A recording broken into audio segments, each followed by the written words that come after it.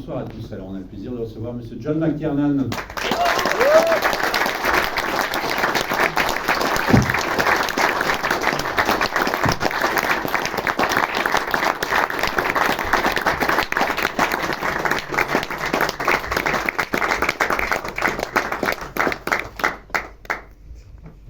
So, are we doing a Q&A? What are we doing?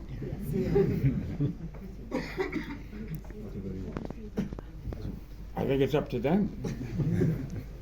Alors, quelqu'un se lance. Monsieur. Il y a une réplique dans Rouge qui semble bien résumer la plupart des films de John. Il y a une réplique dans Rouge qui semble bien résumer la plupart des films de John McTiernan, c'est qu'on ne connaît jamais assez son adversaire.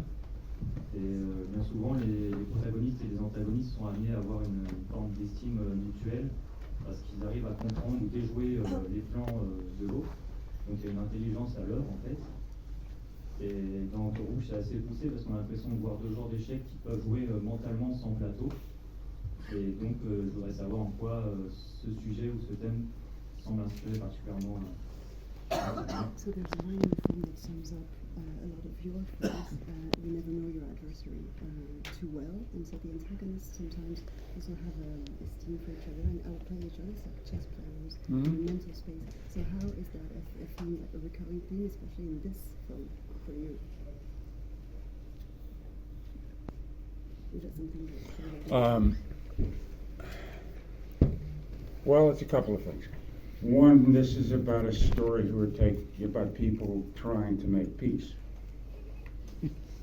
It's not about people trying to make war. It's about people trying to find the courage to stop it.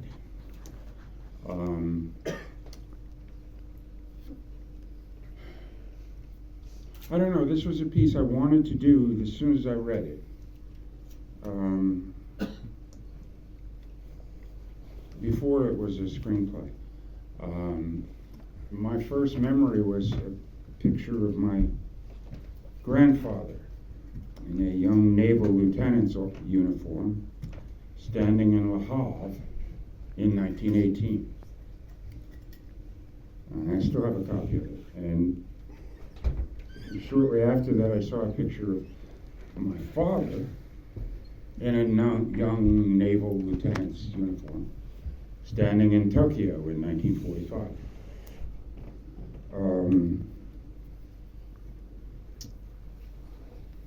And because my father was disabled in the war, we always traveled by going to Navy bases to stay. They retired him, they didn't discharge him, so he was a very old naval lieutenant. So I grew up around Navy people. And naval officers are unique in that, well, Army officers don't design the tanks they drive. Air Force officers don't design the airplanes. But Navy officers design all of their ships and supervise how they're built. It's a completely different culture. And it was a vogue at the time that I made this movie to always depict military people as stupid, as, well, I should stop and let you translate. I'm sorry. No worries at all. Go ahead. Alors d'abord, c'est un film ou une œuvre sur des personnes qui essayent de faire la paix et non pas la guerre, bien sûr, qui ont essayé d'avoir le courage d'arrêter une guerre ou d'empêcher une guerre. C'est un film que j'ai voulu faire dès que j'ai lu le roman, avant même que ce soit un scénario. J'avais déjà vu, je me souviens d'avoir vu une photo de mon grand-père, qui était jeune lieutenant de la marine en 1918 au Havre. Et d'ailleurs, j'ai toujours cette photo. Et ensuite, peu après, j'ai trouvé une photo de mon père, lui, jeune lieutenant de la marine également, à Tokyo en 1945. Et quand mon père a été invalide de guerre et mis à la retraite, on a voyagé quand j'étais jeune dans des bases marines. Donc j'ai grandi entourée d'officiers de la marine qui sont assez uniques parce que contrairement à l'armée de terre et à l'armée de l'air, où ce ne sont pas des officiers ou les militaires qui conçoivent leur propre équipement, ils ne conçoivent pas les avions, ils ne conçoivent pas les armements, les chars, dans la marine c'est tout le contraire, c'est une culture totalement différente. Et à l'époque où j'ai fait ce film, c'était un peu une tendance de dépeindre tout ce qui était le personnel militaire comme totalement idiot.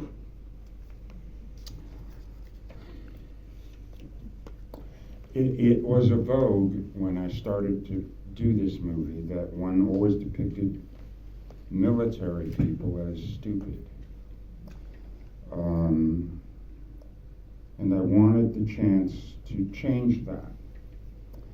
Go ahead, Phil.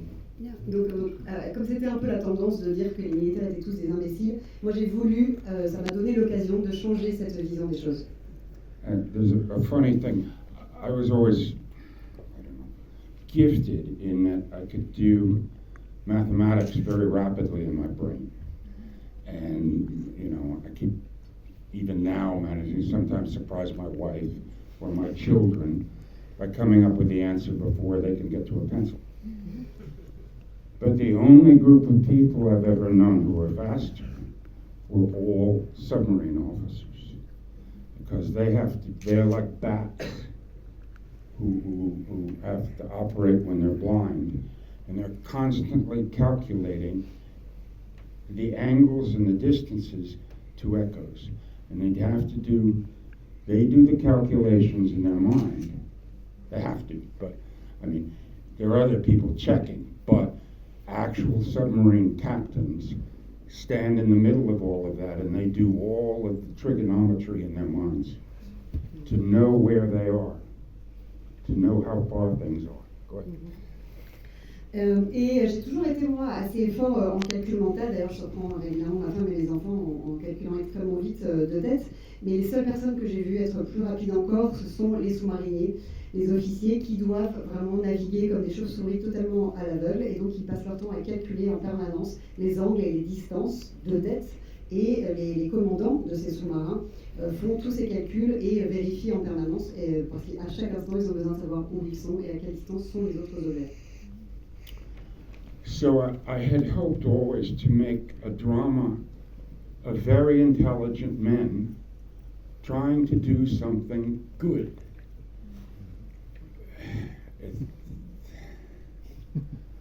I guess that says a lot about our times, that was a unique idea at the time. Et j'espérais, donc en faisant ce film, réaliser un drame sur des hommes intelligents qui essayent de faire le bien, ce qui en dit long sur notre époque et là où on en est aujourd'hui, ce qui n'est plus du tout le cas.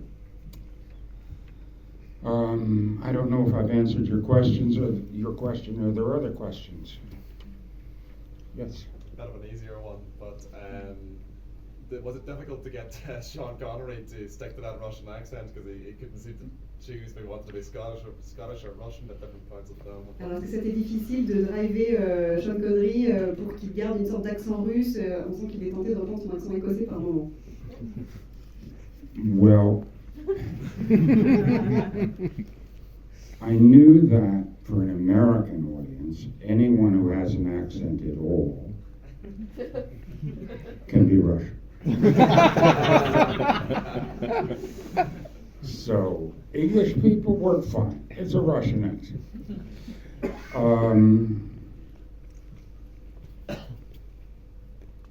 He flatly refused to do. That's simply the sort of stuff Sean doesn't monkey around with. So we broke down all of the statements into simple phonetic things. Probably in actual Russian they are nonsense, I don't know. Some of them, yes, I know are nonsense. But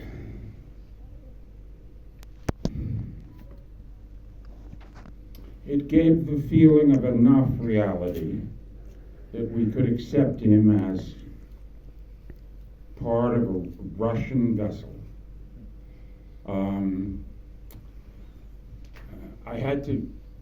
I've spoken about this before, the language change thing I just stole from Judgment at Nuremberg.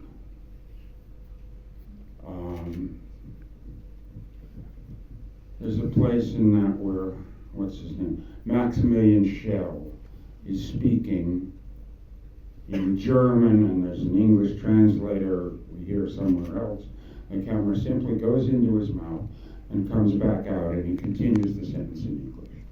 And we all understood from then on that's what's going on. Okay, so I just copied that. I deliberately chose a word that sounded similar in both languages, so that you could say Armageddon and then continue in English.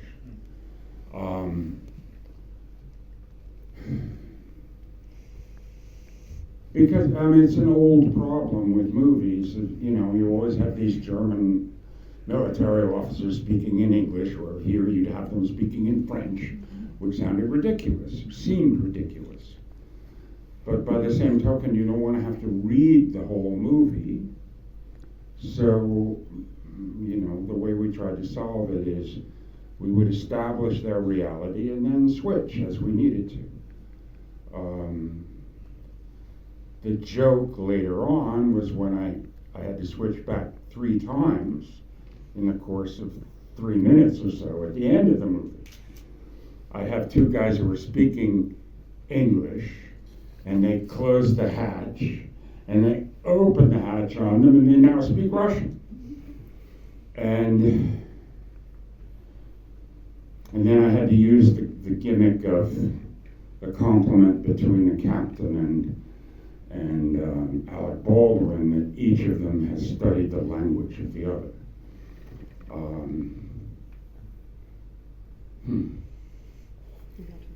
Go ahead.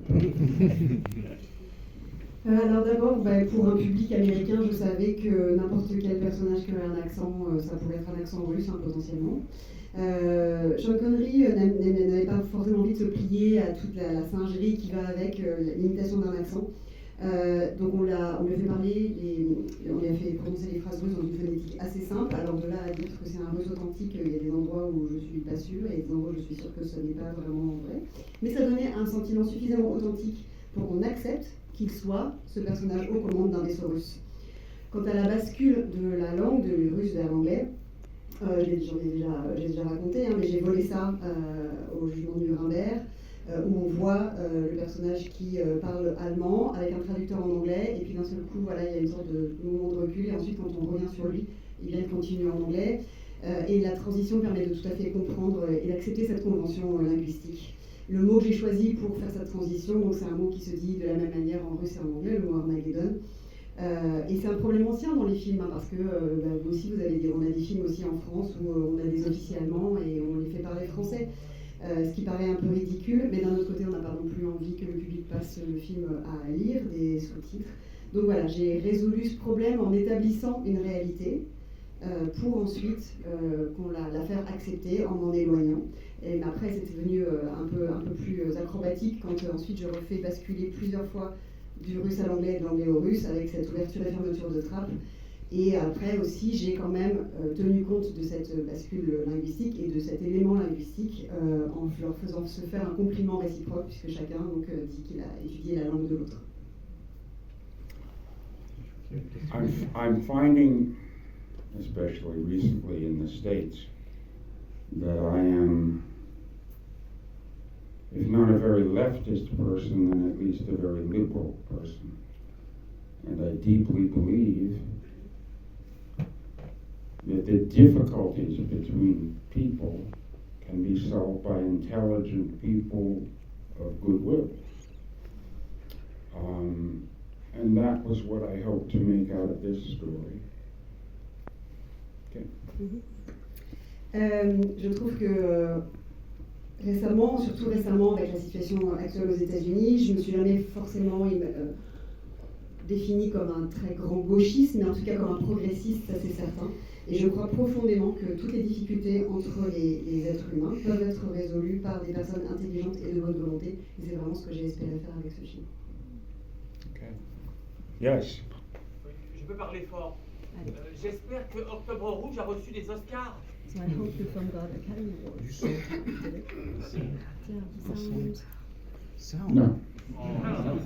Oh, I don't know. Sound. You Something. did get sound. Wonderful song. Le montage son uniquement. Ah. Les paroles se libèrent, on va faire les choses en ordre, bien sûr. Merci. Déjà, je suis ravi de vous rencontrer, M. McTiernan, puisque j'adore vos films. Ensuite, Octobre Rouge est une bonne occasion d'aborder un point qui, je pense, est important dans votre livre, c'est le rapport à la musique. Vous avez, au cours de votre filmographie, croisé plusieurs grands compositeurs, mais votre utilisation de la musique, c'est aussi des emprunts, soit à la pop culture, soit à la musique classique.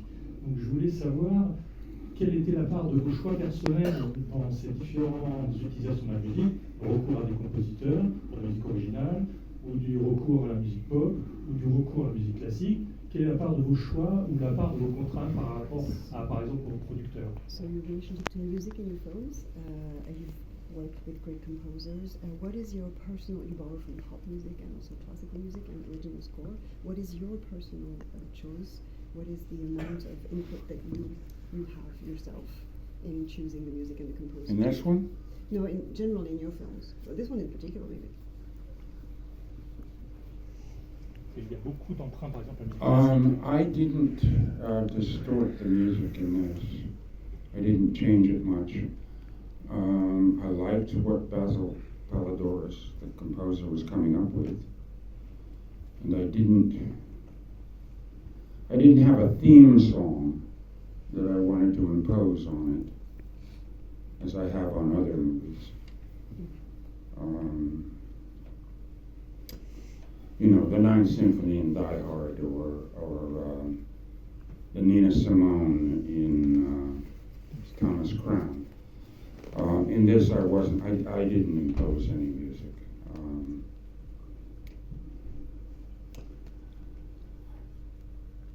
I edited it, and I usually get in trouble with composers because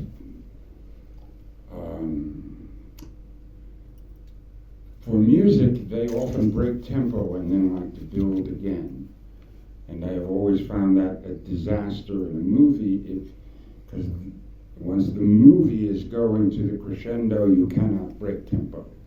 So I have often, and I think I did it here too, I would edit out pieces of the music where the composer broke tempo and started a new build. Now that's probably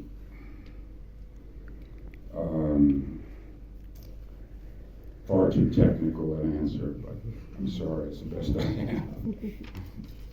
Alors, pour ce film en particulier, j'ai pas spécialement touché à la musique, j'ai pas eu vraiment d'apport personnel parce que j'aimais particulièrement ce que le compositeur Basil Palladouris apportait, avait proposé.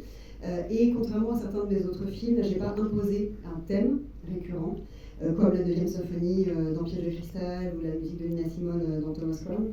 Ici, non. Mais c'est vrai qu'au montage, il y a des choses qui peuvent poser problème avec les compositeurs dans notre rapport parce que les compositeurs aiment bien changer le tempo de leur musique quand il y a une montée en puissance de tension.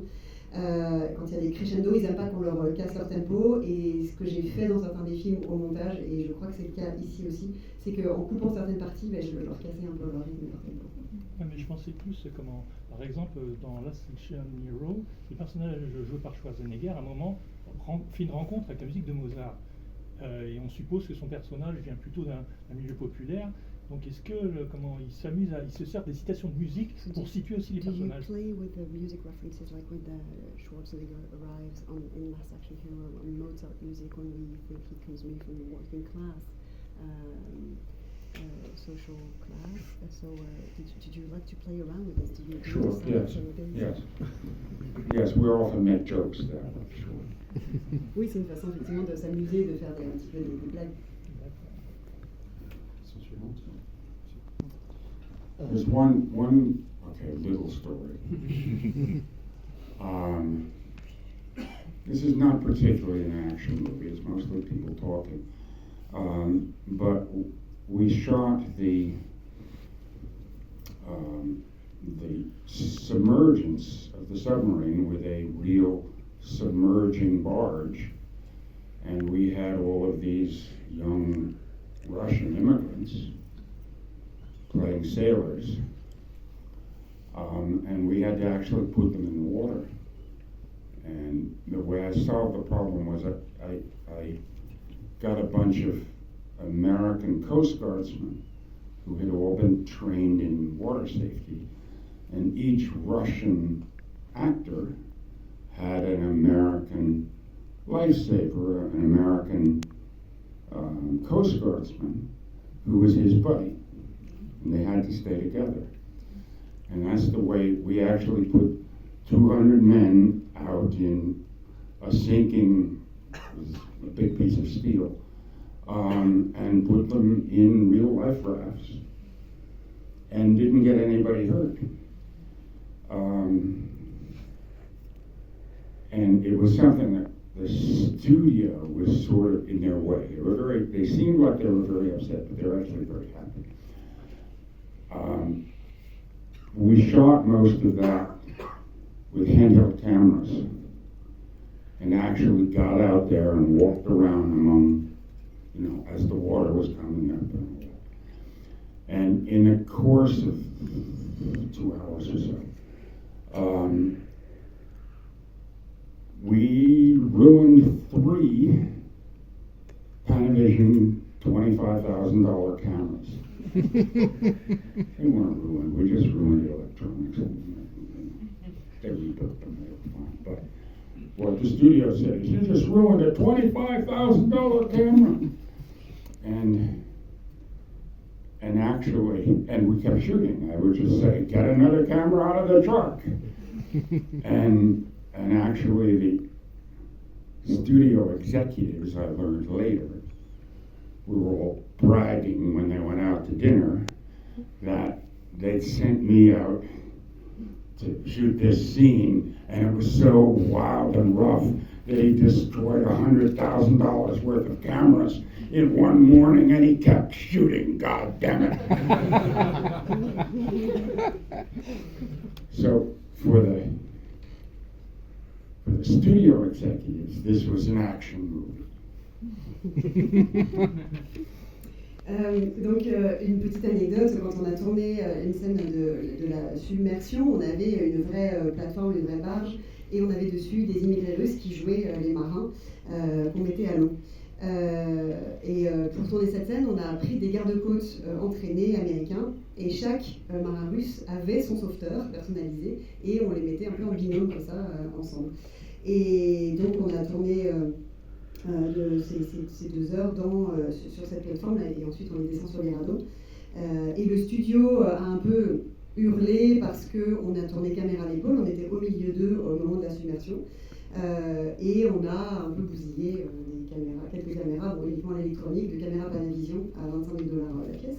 Donc le studio a un peu crisé, mais on a continué à tourner. Et ensuite j'ai appris que, loin d'être très contrariés, en fait ils se sont vantés de cette histoire en expliquant que c'était eux qui m'avaient envoyé tourner au milieu du gros temps parmi toutes ces personnes, et qu'il y avait $100,000 de caméras qui avaient été bousillées en une matinée, mais que voilà, il avait continué courageusement à tourner. Okay, anything else? Oui. Oh, okay, yes. À la fin de Red October, Jack Ryan ramène un teddy bear à sa fille, et dans la première scène de Die Hard, John McTiernan ramène un teddy bear à sa fille. Oh, a mistake. No, don't tell me. I was thinking it was a signature, like a painter. No, not even that. David. Oh, I just had forgotten. J'avais oublié, je me souviens pas. C'est pas le même ensemble que je me souviens pas. What else? Yeah, you have. Yes. You seemed reluctant to speak of it earlier about the sound, so maybe that ship has sailed, pun intended. But the movie was released in the early 90s at the tip of the digital revolution for sound, and I wondered how you approached working on the sound of this film and maybe the subsequent films where the industry completely shifted how we work sound. Donc ce film a été tourné au début des années 90, vraiment à l'aube de la révolution numérique, notamment au niveau du son. Comment vous avez abordé la conception sonore et pour la suite de vos films également après? Well, it was in the beginning and the middle of that changeover, so that we had many digital soundtracks to deal with, to put together, rather than having it actually on film or on tape.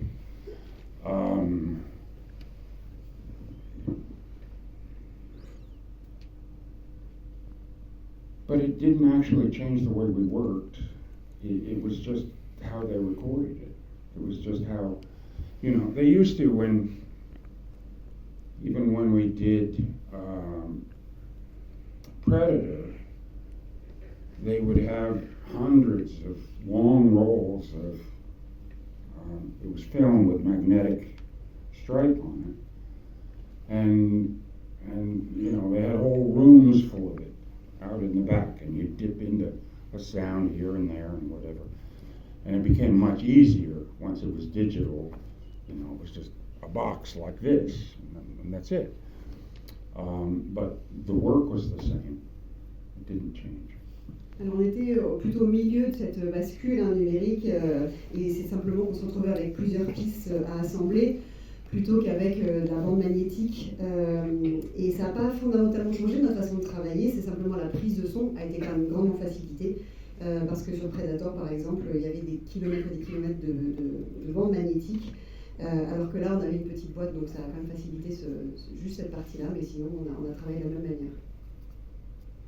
Okay, so fini? What? Okay. Bonsoir, Le monsieur. dernier. Best for last. Thank you for being here tonight, Mr. McTiernan. It's a great pleasure to see you. Donc une question en français. Est-ce que vous pouvez parler, vous avez tourné 2 fois avec Sean Connery, et de manière plus générale, comment s'est passée votre collaboration avec lui et quel type d'acteur c'était? Est-ce que c'était difficile de travailler avec lui ou pas? Qu'est-ce que vous pouvez dire? So can you tell us about your work with Sean Connery? You shot with him twice.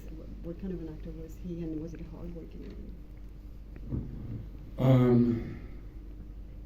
No, it wasn't hard working with him at all. He was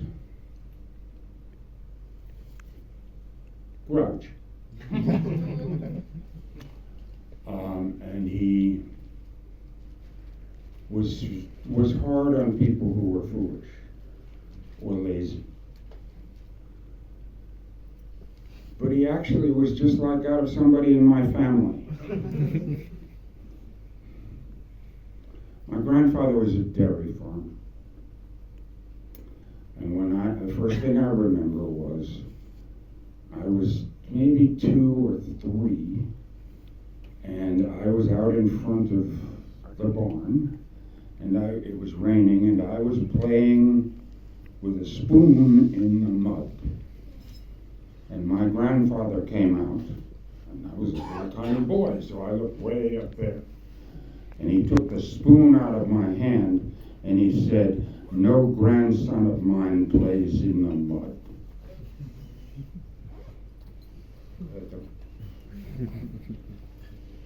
C'était pas particulièrement difficile de travailler avec lui, c'était quelqu'un d'assez bourru et qui était dur surtout avec les gens bêtes et les gens paresseux.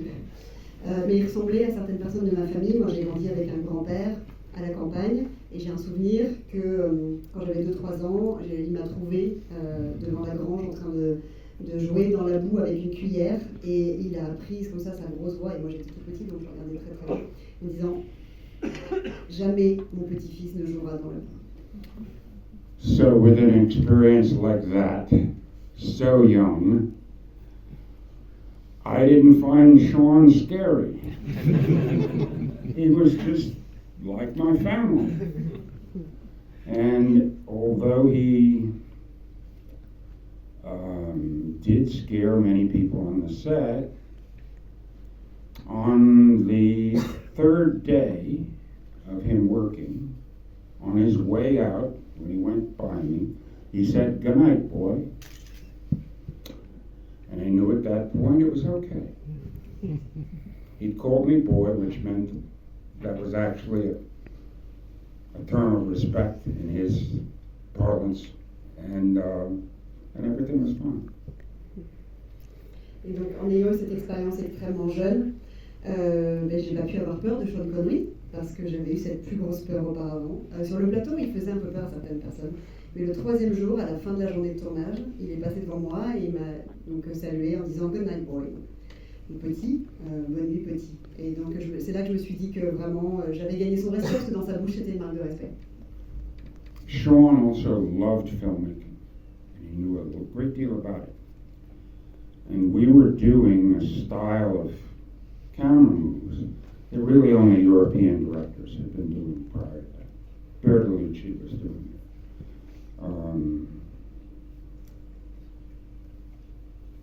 And it involved that many shots were a sort of ballet between one or more actors and the camera. And it was a completely different way of shooting that standard Hollywood shooting was never like that. But because it was a new way of shooting, Sean loved it. He was fascinated and he was very happy to participate in it. So in a way that made him, I don't know, it raised his enthusiasm. It made it much easier to work with him, I guess, because once he started seeing dailies, he really liked the way we worked, and he thought it was new movies, and he always was willing to work for that. Il aimait beaucoup tout ce qui est touché à la réalisation. Il était assez connaisseur d'ailleurs de la façon dont un film se fait. Et il aimait beaucoup la façon dont je maniais la caméra, dont l'équipe maniait la caméra, ce qui était assez européen et qui se faisait très peu à Hollywood. C'est-à-dire que la caméra vraiment voltigeait, se baladait comme un balai entre les acteurs dans une même scène. Et c'était nouveau, donc Sean adorait ça, il était assez fasciné et ça lui plaisait de faire partie de cette nouveauté-là. Ça a sans doute augmenté son enthousiasme sur le projet et ça a rendu le travail avec lui plus facile parce que à la fin de la journée, quand il regardait les rushs, il aimait ce qu'il voyait, il aimait faire partie d'une expérience moderne comme celle-là.